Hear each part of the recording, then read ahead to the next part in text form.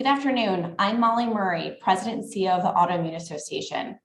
I am pleased to welcome you to Empowering Shared Decision-Making for the Treatment of Lupus. This event is being hosted by the Autoimmune Association, supported in part by an award from the Patient-Centered Outcomes-Oriented Research Institute, also known as PCORI. Approximately 16,000 women between the ages of 15 and 44 are diagnosed with lupus annually. A significant share of these women are from racial and ethnic demographics who may have limited access to healthcare and to vital information of their proposed therapeutics. Patients who empower themselves with knowledge, who understand the pros and cons of each of their options, and work with their clinician to select a treatment plan that is right for them, are more likely to adhere to the regimen, which may save someone's life. Lupus is a chronic disease that, if left untreated, may have serious side effects, including kidney failure, heart attack, or stroke. Shared decision-making is an important and critical component in a patient's journey to wellness. While there are no easy answers, the recently released Lupus Decision Tool helps patients weigh benefits and risks, such as side effects that include infertility, weight gain, hair loss, and serious infections. It is a useful and important tool that lupus patients can access for free as part of their overall treatment plan.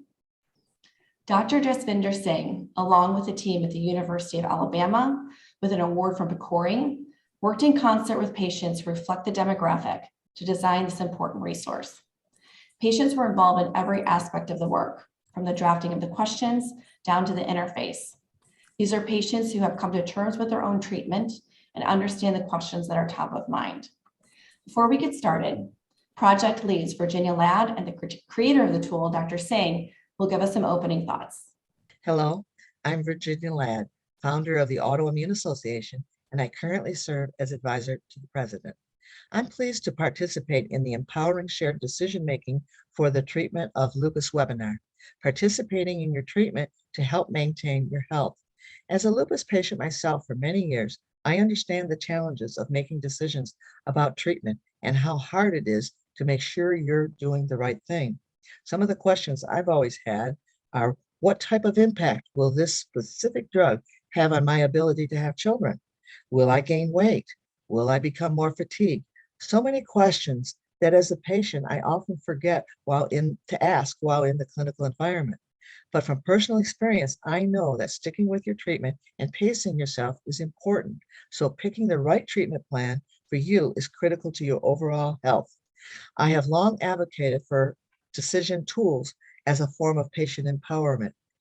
At last, there is one for lupus patients to help inform us of the choices and the potential side effects in clear, easy to understand language. And the app is convenient, free, and can be downloaded onto an iPad, a laptop, and used at home. The tool was designed by Dr. Jasvinder Singh and the team at the University of Alabama with an award from the Patient-Centered Outcomes-Oriented Research Institute, or PCORI, whose mandate is to help people make informed health decisions and improve healthcare delivery and outcomes by producing and promoting high-integrity, evidence-based information that comes from research guided by patients, caregivers, and the broader healthcare community. We would like to thank PCORI's Engagement Award Initiative, which partially funded this event. The content does not necessarily represent views of PCORI, its Board of Governors, or Methodology Committee. Thank you so much for attending, and I hope you find this a valuable resource that you can share at home and with other lupus patients as well. Thank you very much. Lupus nephritis is a result of kidney involvement in an enigmatic disease called lupus. Lupus, as people understand it, is a disease of immune system where some cells in the immune system actually turn against your own body and start attacking your own body as if they're trying to get rid of the bacteria or viruses that they usually get rid of. It's a very devastating disease in otherwise young, healthy women. And we also know that minorities, especially African Americans and Hispanics in the US, not only have a much higher incidence of disease, which means they're much more likely to be affected by lupus, but also their lupus tends to be very severe, much more severe than in whites. And they tend to have much less optimal outcomes. meaning they're far more likely to end up with end-stage kidney disease and on dialysis. And if you're a Hispanic or an African American with lupus, you're much more likely to die from your lupus than if you're a Caucasian American.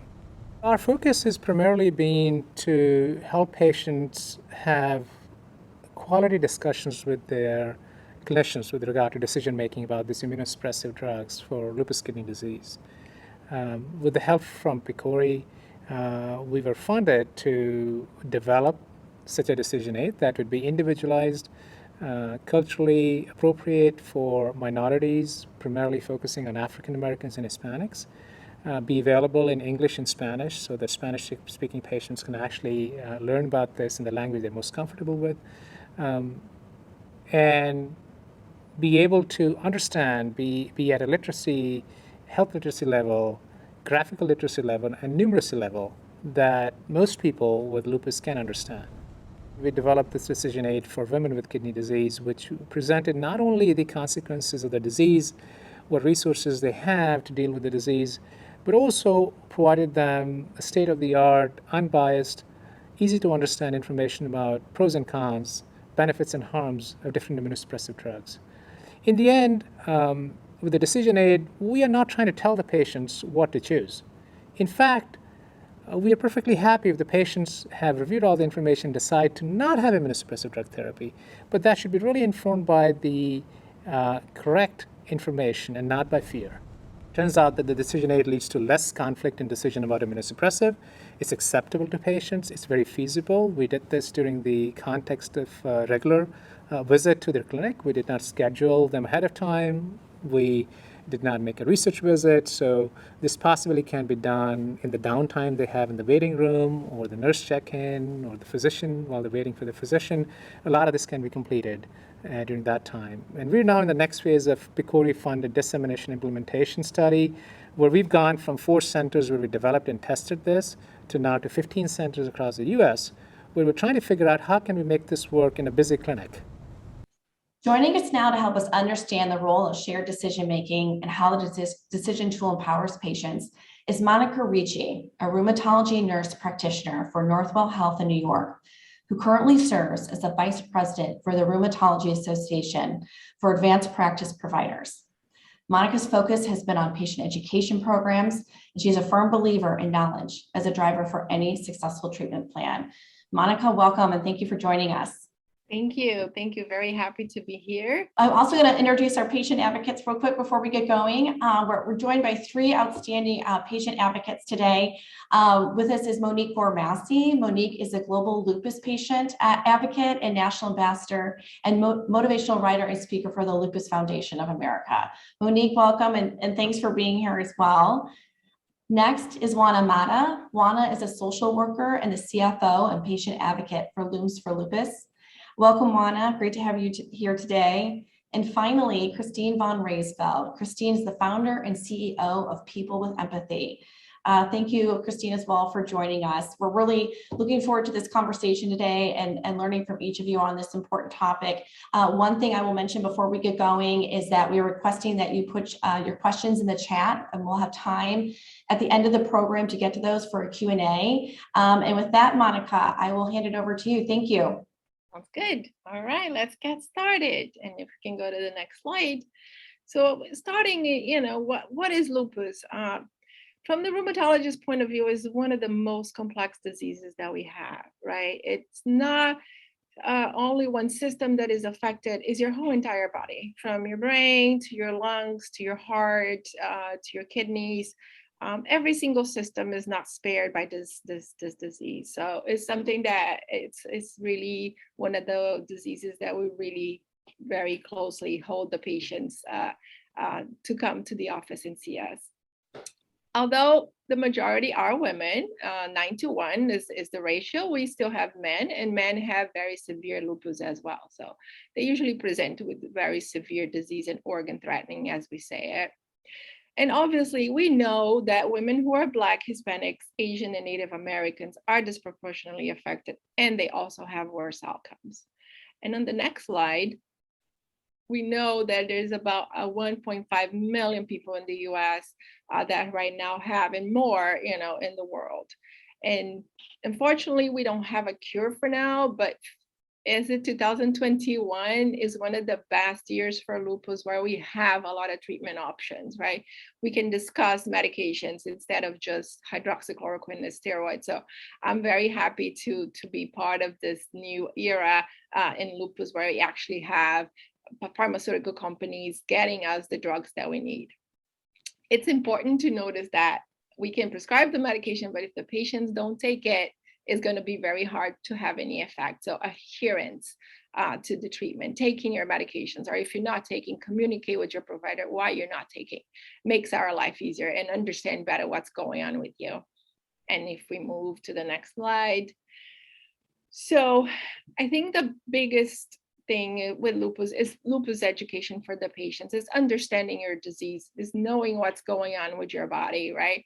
It's kind of like your body self-hijacked and it's, you're trying to understand what is going on. There's different drugs and each drug does a different thing. And with every different manifestation, you have to move along with the treatment to new or different medications that you weren't taking before. And sometimes the patient's like, wait, what is happening? So education is part, so you understand what's going on. As I said, you guys live with lupus. I just treat it, and your circumstances are your circumstances, that there's never two lupus patients alike. So we have to tailor the treatment to your lifestyle, to what's going on in your world right now. So it's important that you communicate with your provider what your goals are, right? Is that getting up, taking care of your kids, or going to school, whatever it is that your goals are at the moment. So you need to have this open conversation at all times with your provider. What's happening in your life? We need to know. And engaging in your own treatment is key. If you're not engaged, is most likely that the treatment is not going to work. We're going to now soon be talking about an app that is really going to help us to better understand and educate our patients on what's going on and what the medications do and what the side effects is, and how you can open this communication with your provider and ask the right questions. From the point of view of the provider, this communication is key. I need to know what side effects you're having. I need to know if you're not having side effects as well. If there is anything that is stopping you from taking your medications, or it's the insurance issue that you're not having it. Anything that goes on, it's important to have that communication. You need to be very open with your physician about what's going on. Can we have the next slide? So on the conversation, right? Again, best year to have or to be a rheumatologist because we have a lot of medications. Some of our options are the hydroxychloroquine, which is the mainstay of lupus, and we keep, really pushing for you to take it. And some people are still resistant, but it's really the best medication right now that we have because it really kind of lowers your immune system self-directing at attacking your body. Then we have the non-steroidals, we have immunosuppressives, which is the biggest gun when we pull it, is because we really need to. Some people are going to have to be in blood thinners. Lupus can cause blood clots, so usually if you have that issue, we usually put you on some blood thinners. And then the monoclonal antibodies, right, such as belimumab and rituximab, which is like a stronger medication as well. Talking about the app a little bit, we have this new decision making where we can help the patient understand better what's happening and what medications are we asking him to take and why it is. And with this new app, which I really found really fantastic, it helps reduce the confusion, right? I know I love social media, but sometimes you get a lot of wrong information from social media. So we just need to give you the clear cut and the real information that you need to be able to make that decision. Yes, I'm going to take this drug. I don't think this drug is right for you. And that also give you the confidence to talk to your provider and say, it's not the right one, or saying, okay, I'm going to take it, but then you're really not taking it. So it opens the conversation, and that's a beautiful thing. Now, why a lupus decision aid, right? We have issues with patients not understanding their treatment, confused about the side effects. So Dr. Singh at the University of Alabama proposed this idea to Picori, and then he starts, since 2018, and new updates are incorporated all the time in this app. Patients actually designed this app, and that's the beauty of it, right? It's not us providers. The patients came across from the United States and starting to design this. The tool explains the most common treatments available and any potential side effects in an easy to understand language. Whatever you need to know about mycophenolate or rituximab, what are the side effects, what you can do about the side effects is in this app. It's very comprehensive, it's very all-inclusive. And the patients who use the app actually reported a higher level of satisfaction, including their drug choices after using the tool. So what does it do, right? As I said, the patients actually designed the tool. And when we get, and we're going to play with it a little bit, it tells you everything that you need to know, from the diagnosis to the medications, to the side effects, and to things that lupus can cause on its own. All you have to do is download the app, either in the App Store or in the Android store, and then you can go and select what is your scenario, what is unique to you, and includes a lot of options in there, including race, ethnicity, sex, everything is in the app, and you can click who you are and the app will walk through you, and you can, click on the medications, and the information is really easy to use. So we're gonna go over now the video, and this is the app. So basically you go to the App Store and download Manage My Lupus. And that will have questions for you that you usually ask. So why is it important to protect my kidneys? And then as this information for a lupus woman or a man, I'm concerned about taking medications for such a long time. And it gives you different prompts where you can click and know more. You can click on weight gain from the steroids, right? And then you can also talk about stretch marks and what can you do about the stretch marks. So you go and you click on that, and the app just keeps you giving information that will help you understand what's going on in your body and also make a decision on the next step. This app is to be used as a communication thing with your provider, right? So your provider started and you were steroids and Plaquenil, it's not working, it's time to move on. So this is the next drug. And then you can go to the app, click on the drug and figure out what is the drug, right? Unfortunately, as providers, we don't have a lot of time for patient education, right? We have very heavy schedules, and we unfortunately lost that patient education time. So this app is really something that I'm really happy to have, because it would educate you, and then we can come together and have a conversation that is not based on whatever you read on Facebook or Twitter or something like that. Is the real information that you need. Belimumab is there, as I said, other biologic treatments, rituximab. There are tracking tools for you as well that you can see in the app. How do I take it? When do I take it? Why do I take it? So everything is there. It also includes reproductive health information, what Lupron, for example, we use to protect ovaries on patients who are going on Cytoxan. So those are all the information, and everything is in this app. I'm really happy with this app. Can I breastfeed? What are my options to protect my eggs? And then it just goes on over every single question that patients, as I said, patients designed it. The new medications are also in the app, right? The new calcineurin inhibitors. And we talk about weakened bones, and then there's a app for male and app for the female. So it's a very comprehensive, very encompassing app. I'm very happy to have that as a educational tool. And with that, I think we should open to discussion and get the Monique and Christine and Juana here to discuss how we can better use and what are your thoughts on this information. I know Monique from before. We met quite few years ago, Monique was there and she was very scared, very confused about what was going on in her life right now. And I was lucky enough to be there with her in that particular moment in her life. And that she is here years later, Lupus warrior. So welcome to all of you. Welcome, Monique, Christine, and Juana.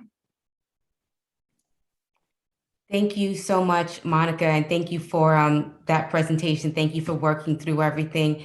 Glad to be here with everyone today. I hope you can all see us on the screen. The presentation will close off in a second, but I do want to just reiterate what Monica said. This is so innovative.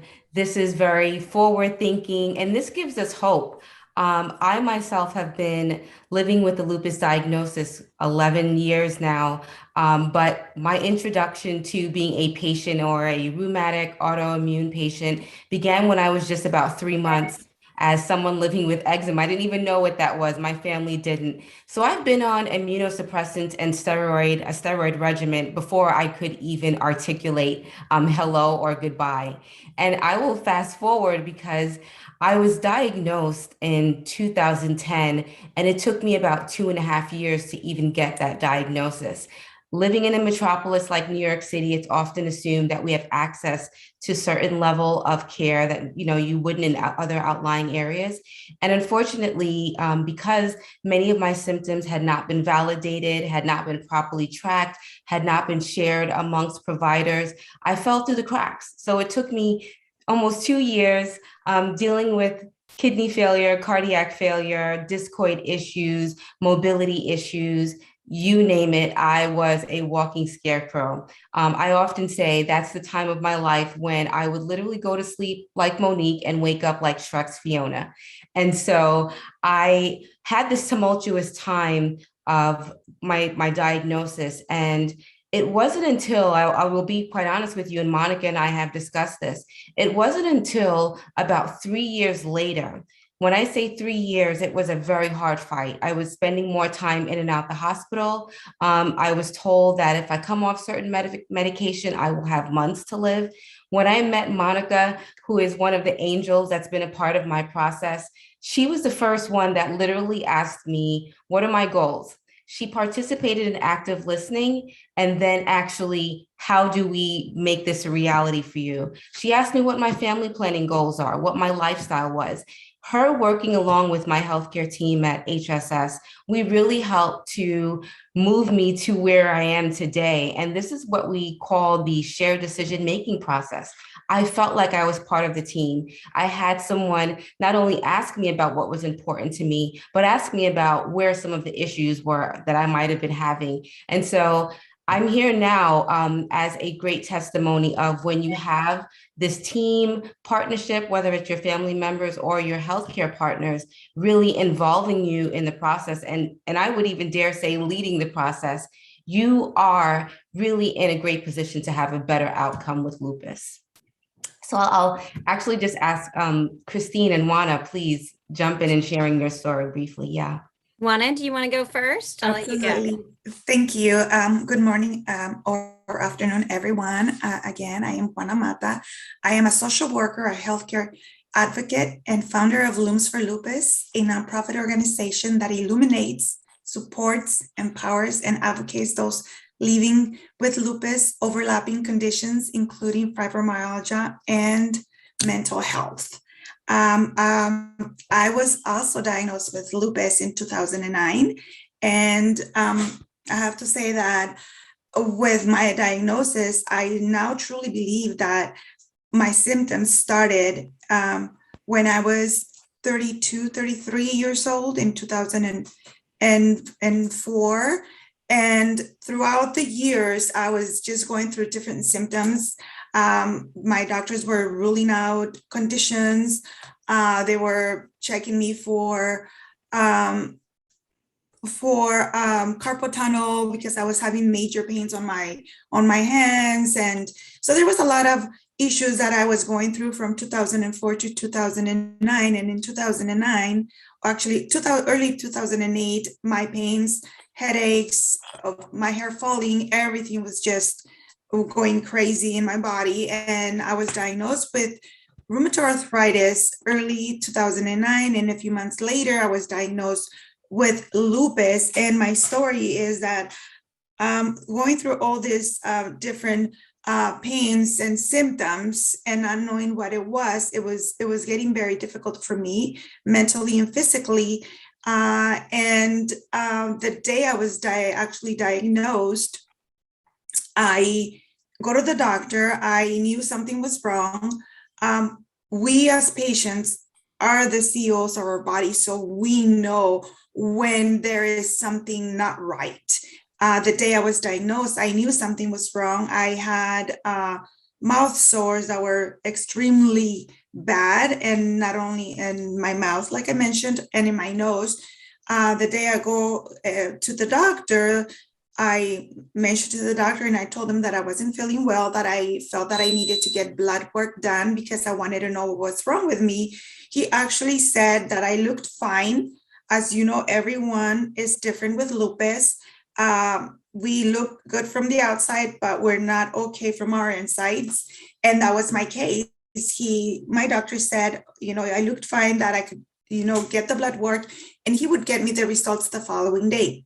I wasn't in agreement. So working with your provider and just having that communication, clear understanding between your doctor and yourself is very important. So for me, I get the blood work, go back to the doctor. I wasn't going to get the results that day. However, after asking and working with him and letting him know how important it was for me to know that day what was wrong with me, he again ordered a second lab work. After the second lab work that he did, he talked to me and he said that in fact something was wrong with me. And he mentioned that my platelets were low. I didn't know much about platelets, but I knew that 99 was low because I had already had that problem with my platelets being at 99. He then told me that my platelets were at, that day I went to the hospital, he said my platelets were at 6. I felt that my heart stopped, and all I could think of is if 99 was low, 6 might be I'm dying. So I asked him if I was going to die, and he said no. He was checking with different specialists. I was then admitted to ER. A few hours later, I was then diagnosed with lupus. At that moment, I didn't know what lupus was, so I didn't get scared. I was just in the ER saying, well, I have lupus. But after being in the hospital for 7 days and reading a little bit about lupus, and with the help of my sister, I then realized how and what lupus was. And of course, back in 2009, all we can see and find on the internet and the information was there is no cure and you can die from it. So it was a very scary moment. And for me, just my story and my personal empowerment for now is advocacy. I now share my story, not only to support and learn and share to others the importance of self-advocacy, taking charge of your health is important. Like I mentioned before, there is no two lupus patients alike. And for me, tracking symptoms, adhering to treatments, having that communication with your provider is important. And like Monica said earlier, that that communication, well, Monica and Monique both mentioned the importance of having that communication with your doctor is important, and working together and making the decision as to the treatments and the treatment options is important, because if us as patients, we work together with our doctors, I feel, and my understanding is that we will do better by adhering to our treatments and just doing better overall. Thanks, Juana. I guess I'll go next. So I'm Christine Von Rachel, founder, CEO of People with Empathy.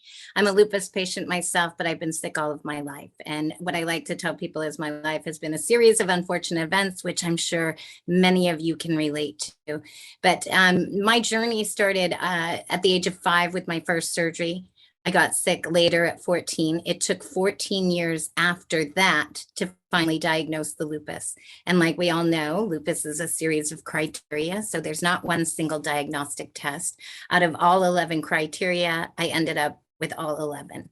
And in my process of discovery from the time I was young until now, I have tried every medication and I've actually experienced damage from a lot of these medications. So I think this tool is hugely important for those of you out there who are really struggling on trying to find the medications that you need. I did have the advantage or the opportunity to join in with a precision medicine type thing where I was able to get pharmacogenomics, where I realized when I realized that some of the medications that I was metabolizing, my body just metabolized differently.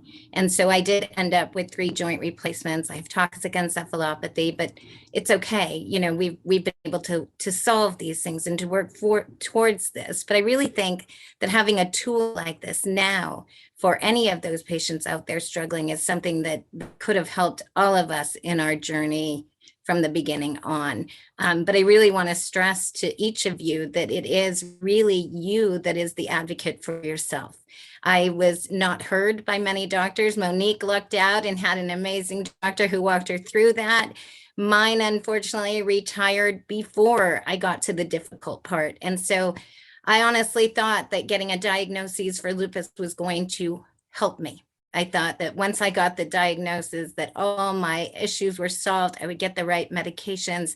And that was not the case. And I'm sure many of you deal with that as well. So I want to say in closing here for just me is that, listen to your body, listen to yourself and fight for yourself. You may end up finding things and helping your doctors realize things that you didn't know, which is also, again, stressing the importance of when you are taking your meds to make sure that you are adhering to these drugs, that you're taking them properly so that if there are reactions to them and they're reported, these could actually help the outcomes for the rest of us. So please, I'm not the best patient either. Monica mentioned medications and I remembered that I did not take mine. So I want to say that, some of you look at us up here on stage as these amazing advocates, but we also struggle as well. And so I just kind of want to say that, as much information as there is out there, we still don't know a lot. And this is one way that really we can work towards our own better quality of life. So I'm done. So if Monica wants to hop back on, I think, Laura would say no questions came through yet. You guys, what are you doing? You're supposed to be asking questions. I'd love to ask Monique though. Monique, you reviewed the tool, you went through it. What do you see as advantages for people? If you're looking at this tool and you're listening to all of us talk about this, what are the real advantages that you see here? First of all, that it's available. I can't stress the fact that, where we've come from and where we are today. I know it seems like we're still moving at a snail's pace and that things are very piecemeal in what is available to us. But I promise you, when I was diagnosed in 2010 to where we are now, there is so much more that is available, that is efficacious, and that's also tangible for us to get. I do want to correct you, Christine. I didn't necessarily luck out just by having a great doctor. It took me about 3.5 years to get to this place. And so that's why I think having a tool like this would be so great. Some of the questions that are asked about what sort of symptoms and diagnoses are you dealing with? Those first 3 years were very critical for me. I was on death's door, and I don't say that with any exaggeration at all. And many patients might have an idea of what that is feeling like. I was forced to go on disability. I did not want to go on disability because I'm a 30-something-year-old woman, had been very active my whole life, played track, was semi-pro at softball, I danced. There wasn't anything that I did not do. So it was hard to conceive that I could be a quote unquote sicker version of myself. The providers that I had at the time did not actively collaborate with me in team talk, asking what best suits me and my lifestyle. And then we didn't move forward to a decision talk and option talk and decision talk. And so, if you can imagine, as many of us, we go through our whole living with a disease and we are never even asked about these sort of ideas. And so when you have this available in an app and it's so articulately laid out for you and you put in what's important to you, right? That's visible. Your provider can also then ask you about that. They can inquire more. They can narrow down on what your preference is. That's going to make you feel like you are living your best life. And that's what we want, right? And so when you're in the moment in that room, whether your provider is rushing you, they're inarticulate, they're not compassionate, or they're incompetent culturally as well. This app will literally just put that in their face, right? And it will help you if you're not able to pull all of those pieces together, no matter what your mental state or your physical state is. So that's really why I think this is a great addition to your standard of care. And actually, I was just going to touch on something and a question came through at the same time, but it was exactly what I was going to touch on, was the relationship with physicians. Because Monique, you have a great relationship here with Monica. I had a great one with some of my physicians, not all, but some, and I think that that's really important, is that patient-physician relationship and being able to talk openly with your physician and really discuss your quality of life with them, right? And what you expect out of your own quality of life.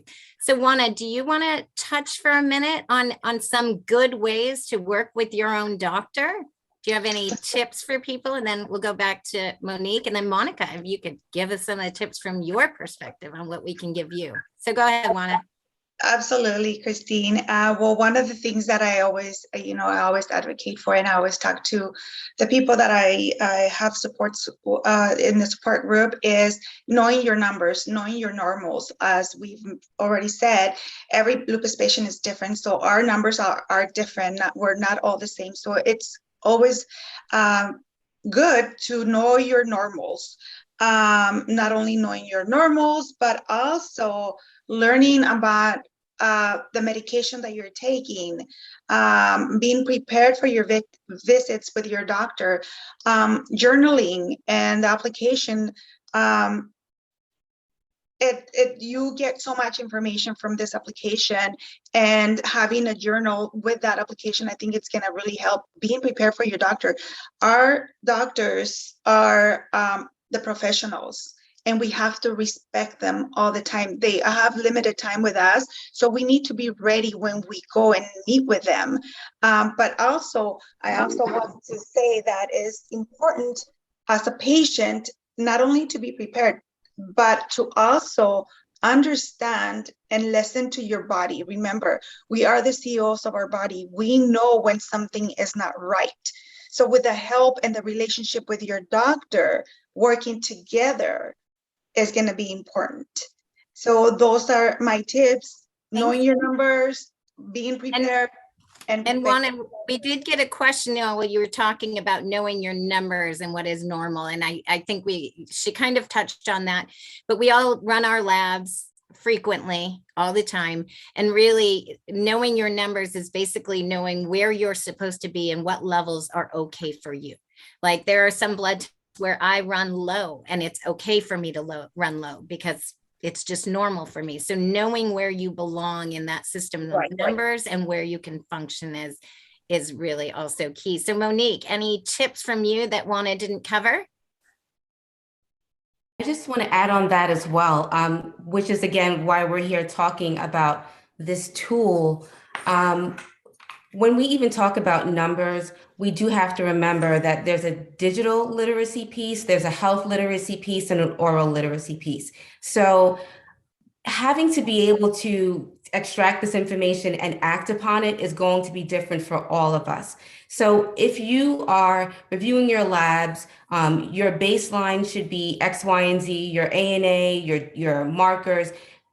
If you're hearing these terms, slow your doctor down, right? Do not allow them to rush you through the process because it's important to you. What do these numbers mean to you? How does it benefit you to have this or to not have that? And so I would say, seek out participation when it comes to the clinical side, but then seek out participation also when it comes to that, educational and observational side. We cannot take that for granted. We want to make sure that your provider explains what your treatment options with compassion, but also with thoughtfulness. There's a lot of talk today about cultural competency, but I would also beg that we go a bit further and cultural humility needs to be introduced into that. When we think about who is disproportionately affected by lupus, it is typically women of childbearing age. It is typically women of color. And so during that time when you're comparing and contrasting treatment options, let them know, hey, I come from this background. I mean, I can tell you I'm West Indian. When I was sick, my family members were praying all sorts of prayers. It was assumed that I had, Jumbi on me, which is like a folklore witchcraft sort of thing. And so they were pretty adverse to me starting, really hardcore treatments. It was like, hey, boil some tea, rub some this, and you will be fine. And that's not the case. So we approach our doctors with all of these different layers that we need to discuss, right? That's going to help us to whether it's be adherent, compliant, and then move forward in whatever it is. So discuss your value system. And in discussing that, hopefully, I was able to do that with Monica and with my team at HSS. We were able to reach a decision collectively. And so for you, what I would say today is evaluate what's important to you. Evaluate whether it's the numbers, evaluate whether it's how you want to feel on the medication, evaluate the risk and the benefit, evaluate what's important for you in your livelihood, because you can live well. I want to say that again. You can live well. It really is how you approach this. I had to approach this and change my mindset. I was like literally the person with the cloud over my head. I wanted life to end, and I didn't want anyone else to make me feel good about this, living like this. But we have to be active partners and being our best cheerleader, not just being advocates for other people, but advocates for ourselves. So this is where you have the opportunity to do that when you utilize a tool like this. I Thank just you. want to add a few more things. That first, the app actually can let you track your medications.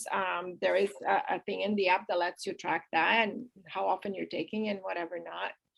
And I want to talk about two things that you guys mentioned. One, journaling, absolutely important. Memory is an issue. We know with our lupus patients, we haven't seen you in 3 months. You're not going to remember everything that happened in 3 months. So journaling helps you remember how many flares, when did you flare, if you can analyze any triggers that make you flare. Those are all important information for me that I cannot get unless you give it to me, right? So journaling, please, guys, learn to journal. Whatever it is, I need to know what happens with your life in the last 3 months. Reproductive health, super important. I need to know. I just had a patient who just got pregnant in the middle of taking heavy duty medications. And I keep asking her, are you pregnant? No. Are you planning? No. And I know life happens, but with you guys, we need to be careful and we need to plan it. So talk about, hey, I'm not using any protection, so be aware of that. So be open to that. And, sometimes as a provider, we don't know how deep we can push that button, to know about your sex life, to know about what's happening, but we need to know. So if your provider is not asking, volunteer the information. Okay. And I want to comment for a second on that too. I had a couple little tips that I use with my own doctors too. I also email my doctors before my appointments with the things that I'm dealing with and let him decide what we'd like to conquer. I say, these are the issues I'm dealing with. I don't know what's the most important right now, but let's get to the bottom of it. So really having that constant communication with your doctors, giving them context really to what you're going through as well, right? If you're having a bad day for not health reasons, but something else, maybe they need to know that as well. So a lot of different information that you can build on this relationship with your physician to really improve your own quality of care. And one thing that I just learned was I actually started asking my physicians, and it changed the relationship with one that I had a very strained relationship with. I asked him what he needed me to do to help me get a better quality of life. And then he gave me a list of all of these things, but we were butting head to head for a while because we had had an earlier disagreement. So I just want you to know too, that opening up, right? These doctors, they are trying their hardest and they don't know what's happening sometimes too. And when we don't give all of the information that we can, we're not helping anyone solve the problems that we have ourselves. So that was my little takeaway there. But I did see Laura had a question as well about fatigue and how you guys handle it. And I don't know about you, Monique, Juana, Monica, I am always tired, right? But I also know that when I keep my brain active, when I'm constantly learning, when I am trying to do different activities, that's what gives me the energy. I spent years in bed for a long time, and I refuse to do that anymore. And we get a lot of comments. I know Juana gets, and I'm sure Monique does, that people say you're doing so much, you're going to make yourself sick. But my response to that is, I am sick, and I don't want to lay in my bed to be sick. I'm going to do what I can when I can and really just work on myself. And I think that is the biggest key, right? Is being happy with yourself, knowing what kind of quality of life you want and what you expect, and be able to then translate that to your team. But fatigue, Monique, Juana, any? Yes, Christine, Yeah. absolutely. I mean, we're always fatigued, but like you just said, sometimes you just have to keep your mind busy. And I say my mind mainly because this condition also affects our mental health. So we need to also focus on our mental health, our physical health, and doing things that you like, that you enjoy. Maybe you can't run a mile, but maybe you can do a few steps at home. So just doing what you can and, listening to your body again, I think it's very important. And I mean, there's times where I do have to take it easy, where I have to sit and not be standing for too long. So listen to your body. You'll know when you can and when you can't do. But keeping my mind busy has also helped me, Christine, just like you. Yes, people do say I'm doing too much, but I only do what I can because I know that that's what helps me. Yeah. And I think too, for anyone that has brain fog, right, the constant activity and working your brain is something that will help you in the long run. I do have brain damage from not only the disease itself, but from medications. And that's one of the things I learned in my cognitive behavioral therapy, right? It is constantly working my brain. So that's one of the tips. But Monique, what do you think? And then we'll go to Monica. Sure. So regarding fatigue, I want to say that it's a holistic approach, not just from a dietary avenue. I mean, I do several things, plant-based, alkaline, et cetera, et cetera. But it's also from the psychosocial, the cognitive, the mental health, the physical. There are so many different aspects. So I would say what has been working for me is satisfying what I can that day. If I need to satisfy my auditory senses with some great music, I'll do that. If I need to satisfy, myself with feeling or being outside, not in the sun, I'll do that. But the fatigue, it comes and goes, but I really just focus on what can I do to satisfy my certain areas of my life, nothing more. I don't have to show up all the time. And then that is really kind of what's helped me recently. I do want to touch on something very quickly though, because I just want to remind everyone, we don't show up all the time. We don't show up in these spaces strong all the time, looking best. All three of these individuals and even Christine and Juana, it's taken us quite some time to be able to get to this space, to be able to vocalize and advocate for ourselves. And I also know that even sometimes because of cultural issues, ethnic, racial, and traumatic issues associated with that, we may have never had the agency to advocate for ourselves and say what's important to us and what our plans are. And so I would really encourage you to partner with someone that can help you to manifest that. If you're not in the right mental space and you don't have that partnership, no tool is going to help you. I'm just going to be quite honest with you. And it doesn't happen overnight. So I really just want to encourage you, one, that you showed up today. You are already starting that process. A couple of things, right? On fatigue, yes, number one complaint. It's, it's like, what do I do for the fatigue? So unfortunately, there is no magic pill for that. We know that when the disease is a little bit better, you guys have a little bit more energy. But it's all about conservation, right? If you're going to do something big today, tomorrow you're not going to do anything. You have to respect the limitations of your new body, right? And like you're not what you used to be before lupus, unfortunately. And we, as I say, there is no magic pill. You know, exercise helps, and my patients look like I'm a crazy person and say, hey, you need to exercise a little bit, because that gives it's like, what, I'm gonna hurt. But you know, the right exercise, yoga, maybe swimming, you know, walking, you know, it's not, I'm not telling you go to the gym and go do a boot camp. Never ever do that. But yeah, you know, right food, super important, guys. You know that nutrition is important. Brendan so wants you to eat junk food. You gotta fight it. You cannot eat junk food. Cheetos, killer. No junk food. I tell all my patients.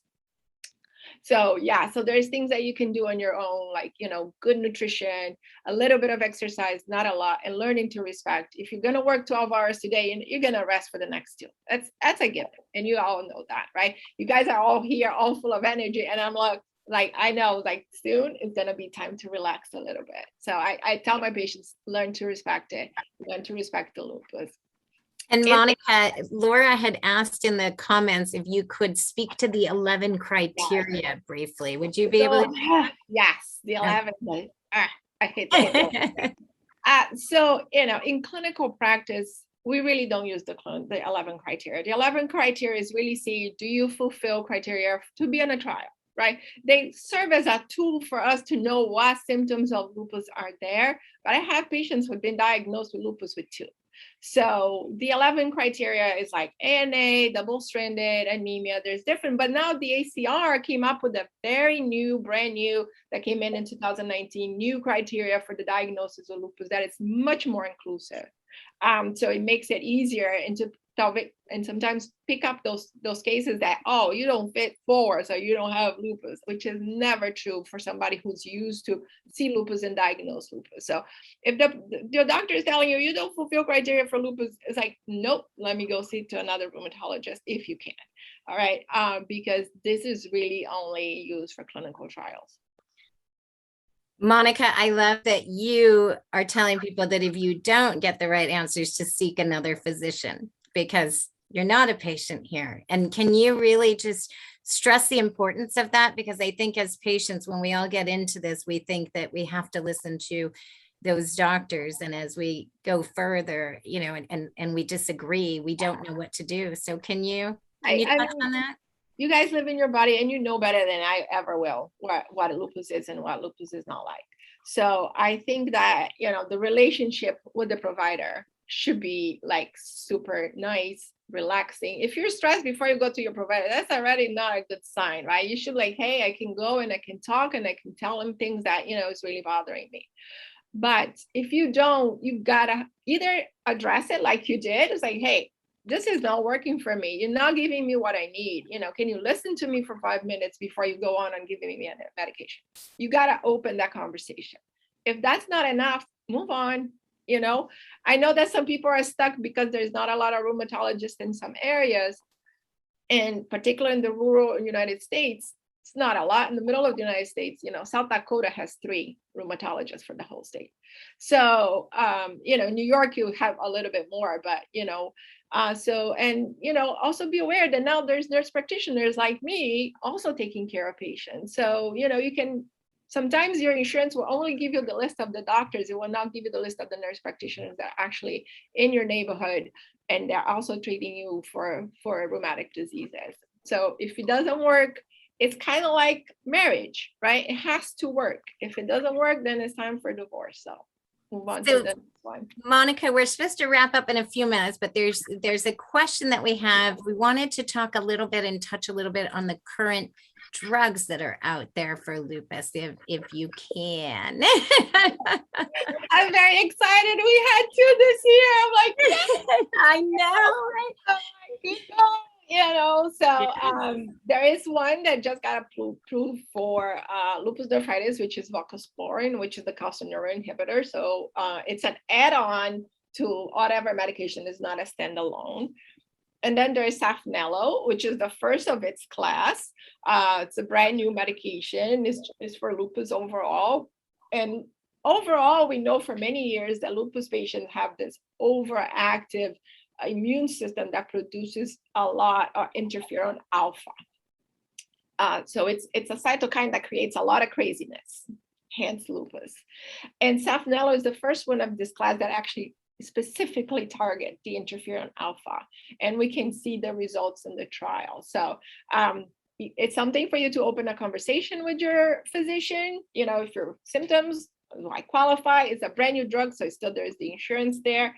There is more coming out in the pipeline. Some medications that we're using RA and actually psoriatic arthritis coming in with phase 2 and 3 trials coming in next year. So it's a very exciting, there's a lot of research studies being done with lupus all over the world. So it's good to have their awareness and actually seeing this beautiful research, you know, and more medication, so I can better tailor. Can't wait for the day where I can do a blood test and tell you, Monique, this is your medication, you know.